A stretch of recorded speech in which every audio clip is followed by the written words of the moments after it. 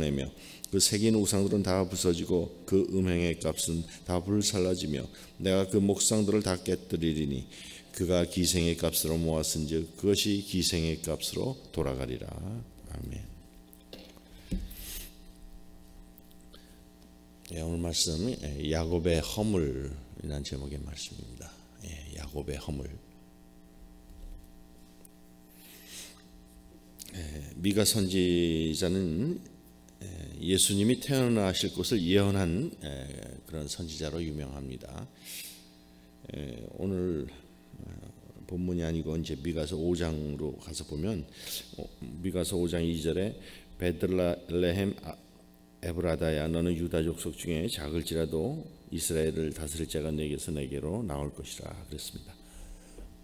예수님이 탄생하셨을 때 동방 박사들이 당연히 예루살렘에서 나실 줄 알고 예루살렘 왕궁을 찾아갔다가 아주 대소동이 일어났습니다. 그때 헤롯 왕이 유대의 지도자들한테 그리스도가 어디서 태어날 것인지를 물었고, 이들은 이제 이 미가 예언자의 예언을 인용하면서 유다 지방 베들레헴이다 이렇게 대답했죠. 그 바람에 이제 베들레헴 지역에 사는 2살 아래 된 사내 아이들은 다 죽임을 당하게 되죠. 미가는 또 이제 우리가 잘 아는 이사야 선지자하고 동시대의 예언자로 당시에 부패한 종교 지도자들에 대해서 이런 심판하는 예언들을 쭉 했습니다. 나중에는 이제 예레미야 선지자는 미가 선지자보다 한 100년 뒤인데, 예레미야 선지자도 예루살렘의 그 파괴될 걸 예언했는데, 그걸 이로 인해서 이제 지도자들이 그 예레미야를 돌로 쳐 죽이려고 그랬는데, 그때 장로 몇 사람이 옛날에 미가 선지자도 성전의 파괴를 예언했지만 유다 왕 히스기야가 미가를 죽이지 않았던 것처럼 예레미야 선지자를 죽이면 안 된다 이렇게 해가지고 이제 살려준 사례도 있고 그렇습니다. 그래서 이것이 이제 미가 예언자하고 연결된 말씀이라 좀 소개를 드리고 이제 본문 말씀으로 들어갑니다. 미가는 자기가 어느 시대에 하나님의 말씀을 받았고 어떤 사람을 대상으로 하나님의 말씀을 전했는지를 밝히고 있어요. 1절을 다시 같이 읽습니다. 유다의 왕들 요담과 아하스와 히스기야 시대의 모레셋 사람 미가에게 임한 여호와의 말씀 곧 사마리아와 예루살렘에 관한 것이라. 여기서 잠깐 이제 앞에 쭉 우리가 소선지서를 읽어왔는데 다시 한번 이제 좀 돌아봅니다. 소선지서는 12개의 소선지서가 있죠. 첫 번째 책이 이제 호세아서예요. 읽은 지 한 2년쯤 됐어요. 호세아서는 이제 하나님을 버리고 우상을 따라가는 이스라엘 백성을 바람난 여자 고멜에 비유해서 이제 말씀해 나가는 그런 책이죠. 그 다음에 나오는 책이 요엘서. 요엘 선지자는 이제 앞으로 있을 무서운 이 메뚜기 재앙을 예고하면서 유다 백성이 모두 하나님 앞에 나와서 회개할 것 같으면 이제 하나님께서 이 메뚜기 재앙을 물리쳐 주시고 그 대신에 하나님의 하나님의 영을 만민에게 부어주실 것이다 이렇게 예언을 했습니다. 그 다음에 이제 아모스서에서 이 아모스 선지자는 북이스라엘의 부패를 무르익은 여름 실과에 비유하면서 겉으로 보기에는 맛이 있지만 골아버려서 버릴 수밖에 없다. 그러면서 다림줄 환상을 통해서 이제 삐뚤어지게 지어진 집은 부실공사로 지어졌기 때문에 곧 부서질 것이다. 이제 이렇게 예언을 했죠. 그 다음에 얼마 전에 우리가 읽은 오바댜서가 나오죠. 이제 에돔 족속이 유다하고 가장 가까운 관계에 있는데도 불구하고 좋은 영향은 하나도 받지 않고 유다 나라를 시기해가지고 가시노릇을 했을 때 하나님께서 에돔이 망하게 할 것이다. 이제 그런 내용으로 되어 있습니다. 그 다음에 지난번에 읽은 요나서는 요나가 악한 성 니느웨에 가서 말씀을 전하라는 하나님의 명령을 거역하고 정반대 방향인 다시스로 도망을 치다가 큰 폭풍을 만나가지고 바다에 빠지고 물고기 뱃속에서 기적적으로 사흘간 있다가 살아난 다음에 니느웨에 가서 하나님 말씀을 전해서 니느웨를 살리는 그런 내용이죠.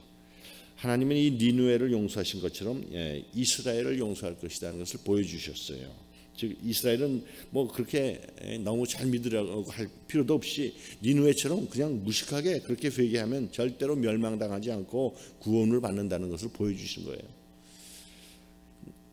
근데 이스라엘이나 유다는 너무 고상하고도 거창하게 믿었는데 중요한 거는 그 핵심인 하나님의 말씀을 믿지 않은 거예요. 미가 선지자는 이제 하나님의 말씀을 믿지 않는 이스라엘과 유다의 그런 거창한 종교 가득 찬 그런 의식에 가득 찬 종교는 결국 우상 숭배고 이거는 결국은 망할 수밖에 없다, 이렇게 이제 예언하고 나가는 것입니다. 우리는 이런 쭉 소선지서의 내용을 보면서 하나하나가 얼마나 서로 이렇게 다양하고 서로 다르면서 보석처럼 정말 독특하고 아름다운 내용으로 되어 있는지를 볼 수가 있습니다. 미가가 하나님의 말씀을 전한 기간은 요담 왕부터 히스기야 왕 때까지인데 이게 8세기 후반, BC 8세기 후반이 돼가지고 한 740년에서 한 700년 그 사이입니다. 이 히스기야 왕 때까지인데 이제 히스기야 때 북쪽 이스라엘이 아수르 나라, 그게 니느웨입니다. 사실 아수르한테 멸망을 당하죠. 이스라엘은 유다와 같은 똑같은 이스라엘 민족이었고 또 같은 하나님을 섬기던 사람들이었지만은 유다보다 항상 앞서 있었고 물질적으로 유다보다 훨씬 부강했던 나라예요. 그런데도 불구하고 이스라엘이 아수르 공격을 이기지 못해내고 완전히 멸망당했다는 게 이제 남유다 백성들한테 이제 그 당시에 엄청난 충격이 아닐 수 없었죠. 북이스라엘과 남유다가 이제 함께 공전해 나갈 때 유다 백성은 북이스라엘이 앞서 나가니까 북이스라엘을 모델로 해서 열심히 이제 따라가고 있었단 말이에요. 그런데 이 미가 선지자는 이스라엘 나라는 곧 망할 것이기 때문에 유다가 이스라엘 따라가면 망하게 될 것이라 이것까지도 예언을 했습니다. 미가 선지자 자신의 말이 사마리아와 예루살렘에 관한 묵시다 그랬죠. 이제 사마리아는 북이스라엘의 수도고 예루살렘은 남유다 왕국의 수도예요. 그런데 얼마 가지 않아서 이 사마리아는 미가 선지자가 예언했던 그대로 완전히 멸망해서 나라가 없어지고 말아요. 결국 미가 선지자가 예언한 것은 유다를 위한 것인데 유다가 살 수 있는 길은 정말 이 세상 사람을 모델로 해서 따라가는 게 아니고 하나님이 자신들에게 주신 이 말씀을 지키는 것이다. 이게 이제 핵심이죠. 그 다음에 2절을 같이 읽습니다. 백성들아 너희는 다 들을지어다. 땅과 거기에 있는 모든 것들아 자세히 들을지어다. 주 여호와께서 너에게 대하여 증언하시되 곧 주께서 성전에서 들어가실 것이니라. 여기서 이제 백성들이라는 것은 세상 모든 사람을 대상으로 말씀하는 거예요. 미가 선지자는 하나님의 말씀을 전하면서 이 온 세상 사람들한테 말하고 있어요. 그 이유는 하나님은 온 세상을 심판하시는 분이기 때문에 그래요. 여기 보면 땅과 거기 있는 모든 것들에게 하나님의 말씀을 들으라고 그랬어요. 그 이유는 하나님의 말씀은 이 세상 전체에 대해서 영향을 미치는 말씀이기 때문에 결국에는 이 세상 모든 것은 사람들의 기대대로 되는 것이 아니라 하나님 말씀대로 이루어지기 때문에 그렇습니다. 그 다음에 3절을 같이 읽습니다. 여호와께서 그의 처소에서 나오시고 강림하사 땅의 높은 곳을 밟으실 것이라. 드디어 하나님께서 이제 그 처소에서 나오시게 되는데 하나님은 가장 먼저 땅의 높은 것을 밟으실 것입니다. 이거는 마치 비유를 하면 엄청나게 큰 거인이 아이들이 모래사장에 만들어 놓은 그 모래성을 밟아버리는 것하고 같은 거예요. 아무리 아이들이 멋진 모래성을 만들어 놨어도 그냥 거인이 와서 콱 밟아버리면 그냥 한순간에 다 무너지고 말잖아요. 그래서 여호와께서 처소에 나오신다고 하는 것은 이스라엘 백성이나 주위의 이 이방 민족들이 철저하게 하나님을 무시하고 살았는데 하나님께서 조용히 계시니까 이 이방 민족들은 물론이고 이스라엘 백성들조차도 하나님을 완전히 잊어버리고 있어가지고 드디어 하나님께서 이제 움직이기 시작하셨다고 하는 거, 이거는 이제 세상의 평화가 이제 다 깨지고 전쟁의 먹구름이 밀려온다는 그런 뜻입니다. 여기서 땅의 높은 곳은 이제 당시 이스라엘의 수도 사마리아를 얘기하는 거고, 당시 사마리아는 자신들의 그 인간적인 머리를 사용해 가지고 나라가 아주 부강해졌고 물질적으로도 아주 부유한 그런 상태였어요. 그래서 주위 나라 사람들이 함부로 이스라엘을 무시하지를 못했습니다. 그런데 하나님이 진노하시니까 이 하나님의 그 이 진노의 심판은 다른 나라가 아니라 바로 하나님의 백성에게 가장 먼저 나타나는 거예요. 그 이유는 이스라엘 백성이 하나님에게 가장 가까이 있는 자들이었기 때문에, 이스라엘 백성이 깨닫지 못했던 것은 이 이스라엘 백성에게 가장 중요한 것이 세상의 성공이 아니고 이 하나님의 진노를 막아야 되는 것이었다는 거예요. 그래서 이스라엘 백성이 하나님의 말씀을 멀리하고 세상을 따라갔을 때 제일 먼저 망한 자들이 바로 이스라엘 백성 자신들이었다는 거죠. 하나님의 백성의 그 1차적인 책임은 하나님의 말씀을 철저하게 지키는 거거든요. 우리는 일시적으로는 거룩해져도 시간이 지나면 우리 죄의 본성이 있어가지고 또 죄를 짓게 돼요. 그러나 우리가 하나님 말씀만 붙들고 있으면 하나님은 우리의 죄도 사하여 주시고 우리를 통해서 하나님의 진노를 축복으로 바꾸어 주신 줄 믿으시길 바랍니다. 그러나 하나님 백성이 하나님 말씀을 멀리하고 세상을 따라갈 때는 하나님의 이 진노를 막을 수 있는 방법이 없어요. 4절 함께 읽습니다. 그 아래에서 산들이 녹고 골짜기들이 갈라지기를 불 앞에 밀초 같고 비탈로 쏟아지는 물 같을 것이니, 이거는 마치 이 화산이 폭발해가지고 그냥 용암이 흘러내리면서 그냥 초토화시키는 걸 연상할 수가 있죠. 예. 요즘에 하와이에 그 화산이 터진 다음에 용암이 흘러내려가지고 계속 조금씩 주거 지역으로 밀려 내려와가지고 막 그냥 공포를 조성하고 있다는 게 뉴스에 나오잖아요. 그런 현상이. 이스라엘이 망할 때 이스라엘 백성이 생각하지 못했던 것은 과연 하나님이 어떤 분이시고 이스라엘 백성의 1차적인 사명이 무엇이냐 하는 거예요. 예. 이스라엘 백성이 이걸 깨닫지 못한 결과는 너무나도 참혹한 것으로 나타나죠. 예. 우선 이스라엘 전체가 없어져 버리잖아요. 예. 하나님의 진노의 결과 이 사마리아라는 도시 전체가 사라져 버렸어요. 예. 하나님께서는 장차 하나님의 백성 가운데 큰 어려움이 생기는 그런 핵심적인 이유를 말씀해 주십니다. 5절 같이 읽습니다. 이는 다 야곱의 허물로 말미암음이요 이스라엘 족속의 죄로 말미암음이라. 야곱의 허물이 무엇이냐? 사마리아가 아니냐? 유다의 산당이 무엇이냐? 예루살렘이 아니냐? 이스라엘 백성은 가나안 땅에 들어와 엄청나게 노력을 많이 했어요. 그 결과로 강력하고도 부유하고 알찬 나라가 됐다고요. 예, 유다도 이스라엘을 모델로 삼아가지고 열심히 따라가고 있었습니다. 그런데도 불구하고 그런 강한 나라 이스라엘이 이 지구상에서 완전히 사라지게 되는 것은 그 허물 때문에 그렇단 말이에요. 예? 즉 이스라엘이 아수르와의 전쟁에서 멸망한 것은 그들의 잘못 때문이었다는 거예요. 이스라엘이 뭐 그렇다고 해서 정책을 잘못 세운 것도 아니고 정치적인 판단을 잘못해서도 그렇게 된 게 아니에요. 이스라엘의 허물은 이스라엘이 이스라엘답게 되지를 못하고 그냥 야곱의 수준으로 있었기 때문에 그래요. 예. 그러면 이스라엘하고 야곱이라는 게 어떤 차이가 있는가? 야곱은 하나님을 다시 옛날의 야곱으로 돌아가 보면 야곱은 하나님을 믿기는 하지만 하나님 말씀을 믿지 못하고 자기 머리를 더 믿었던 사람이에요.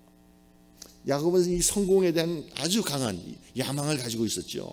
하나님은 야곱의 어머니 리브가가 쌍둥이를 가졌을 때 하나님이 이 큰 자가 어린 자를 섬기리라 이렇게 말씀해 주셨는데 야곱이 이 말씀을 믿으면은 하나님의 축복은 그냥 야곱한테 오게 돼 있었어요.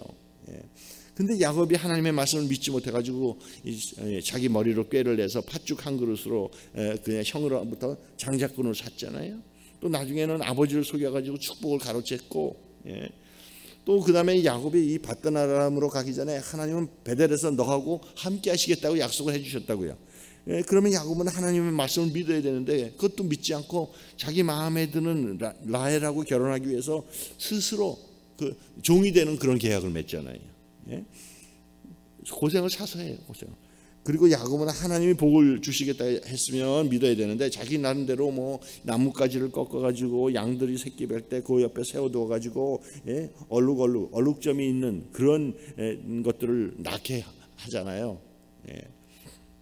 이렇게 야곱이 성공한 것은 하나님의 말씀의 능력이 아니고 자기 머리하고 자기 열심을 더 믿었기 때문에 세상적으로 성공을 했어요. 그는 야곱이 진정으로 이스라엘이 된 거는 이 야복강가에서 천사하고 씨름하다가 엉치뼈가 탈골이 돼가지고 더 이상 도망할 수 없게 됐을 때 하나님의 천사에게 울면서 복을 구했죠. 이때 비로소 야곱은 완전히 하나님한테 완전히 항복을 했고 여기서 이제 이스라엘이라는 새 이름을 얻게 되죠. 오늘 본문에 보면 야곱의 허물이 무엇이냐? 사마리아가 아니냐 그랬어요. 여기서 사마리아라는 의미는 이스라엘 백성이 하나님의 말씀의 능력이 아니라 순전히 이 인간적인 수단과 방법으로 성공한 것을 말하는 거예요. 그런 의미예요. 북이스라엘은 처음부터 이런 송아지 신상이라는 것을 믿었었는데요. 이거는 하나님을 믿지 않겠다는 뜻이 아니고 이스라엘 백성이 하나님을 믿기는 믿는데 오직 율법대로만 믿는 건 하지 않겠다는 그런 의미예요. 율법은 너무 배타적이고 인간의 능력을 다 부정하기 때문이라는 거죠. 그래서 사마리아의 이 송아지 신앙은 여호와의 종교적인 장점 또 세상적인 장점 이런 걸 동시에 같이 믿겠다는 그런 거예요. 그렇게 해서 이스라엘 백성은 하나님의 능력과 축복과 그런 자부심에다가 거기다 세상적인 지혜와 뭐 장사, 수단 뭐 이런 것까지 동원해서 세상 어느 나라 사람보다 더 잘 살 수가 있게 됐어요. 그렇지만 이스라엘 백성들이 깨닫지 못하는 게 무엇이 있었는데, 그거는 이제 그런 가운데 이제 하나님의 진노의 불, 말하자면 진노의 화산이 터지게 됐다는 거죠. 이 미가 선지자는 그 다음에 유다에 대해서도 말해요. 유다의 산당이 무엇이냐? 예루살렘이 아니냐. 이 미가 선지자는 지금 열심히 이스라엘을 따라가고 있는 유다도 결국은 이스라엘처럼 그렇게 멸망당할 것이라는 것을 예고해 주고 있는 것이죠. 그런데 이 북쪽의 이스라엘이 이 세상을 따라간 결과는 철저한 이 파멸이었죠. 6절 같이 있습니다. 이러므로 내가 사마리아를 들의 무더기 같게 하고 포도 심을 동산 같게 하며 또 그 돌들을 골짜기에 쏟아내리고 그 기초를 드러내며. 사마리아는 이 산 위에 세워진 성이었어요. 이스라엘 백성은 먼 곳에서 큰 돌을 날라가지고 와가지고 사마리아를 아주 튼튼한 요새 성으로 만들었어요. 근데 아수르 사람들이 쳐들어왔을 때 이 사마리아를 정복한 다음에 사마리아를 완전히 돌 무더기로 만들었다. 즉 아수르 사람들은 사마리아의 일체의 집이나 궁궐 같은 걸 남겨두지 않고 철저하게 불로 태워버렸어요. 그래서 사마리아는 겨우 이제 황폐하게 돼가지고 포도심을 정도밖에 되지가 못하고 그 안에 있었던 화려한 궁궐이나 성전 같은 건 하나도 남지 않게 돼요. 더군다나 아수르 사람들은 그 산 위에 있는 돌들을 다 골짜기 아래로 쏟아부어가지고 사마리아에는 돌조차도 남아있지 않게 되었다. 이 지구상에서 그러니까 이스라엘이라는 나라, 사마리아라는 도시는 영원히 없어지는 거예요. 그 이유가 무엇입니까? 그들의 성공이 하나님의 축복이 아니고 음행의 값이었기 때문에 그렇습니다. 7절을 읽습니다. 그 새긴 우상들은 다 부서지고 그 음행의 값은 다 불살라지며 내가 그 목상들을 다 깨뜨리니 그가 기생의 값으로 모았은즉 그것이 기생의 값으로 돌아가리라. 사마리아 사람들이 하나님을 믿는다고 하면서 자기들이 너무 똑똑하니까 하나님의 말씀을 그냥 맹목적으로 믿으려고 그러지 않았어요. 그 대신 적극적으로 세상을 또 받아들였어요. 그 반대로. 그러다 보니까 사마리아 안에 이방의 신상들이 막 세워지잖아요.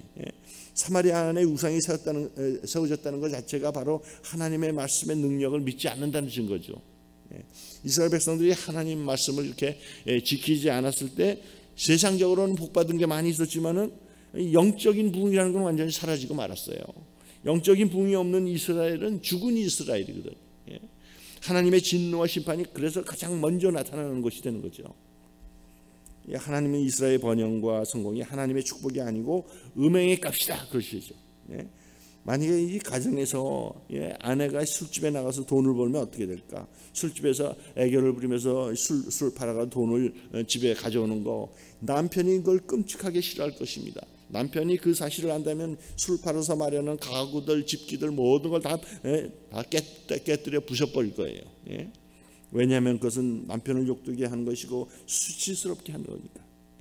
이스라엘 백성이 성공하고 이렇게 돈을 많이 번 거는 순전히 이게 하나님이 주신 축복이 아니란 말이죠.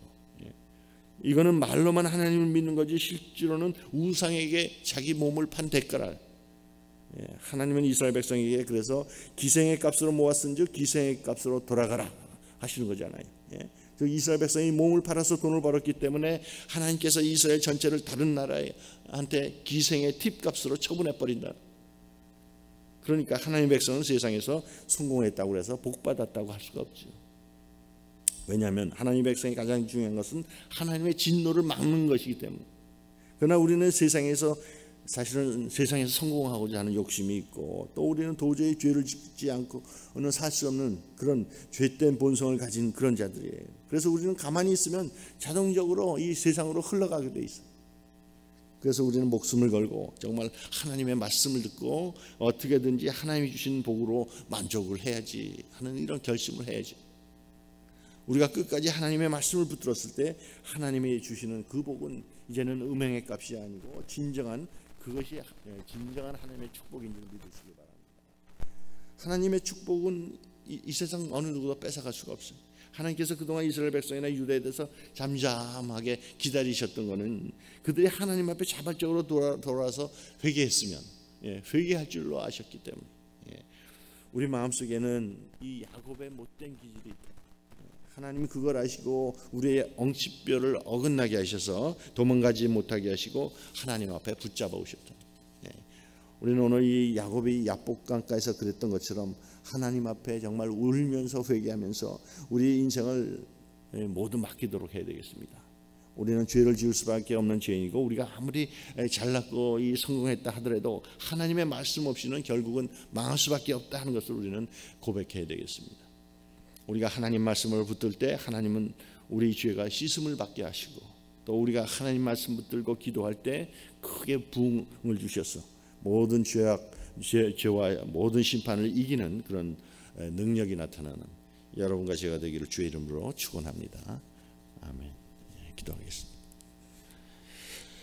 하나님 아버지, 오늘부터 하나님 말씀을 듣지 않고 믿지 않는 자는 결국 멸망의 길로 갈 수밖에 없다고 하는 이 교훈을 미가서를 통해서 묵상하게 나가게 됐습니다. 세상적으로 성공했던 이스라엘이 흔적도 없이 사라져버리고 사마리아 도시 전체가 무너져버리는 걸 보면서 야곱의 허물이 뭔지를 다시금 곰곰이 생각해 봅니다. 아버지 하나님, 저희들로 나의 머리를 믿지 않게 하여 주시고 나의 능력을 의지하지 않게 하여 주옵소서.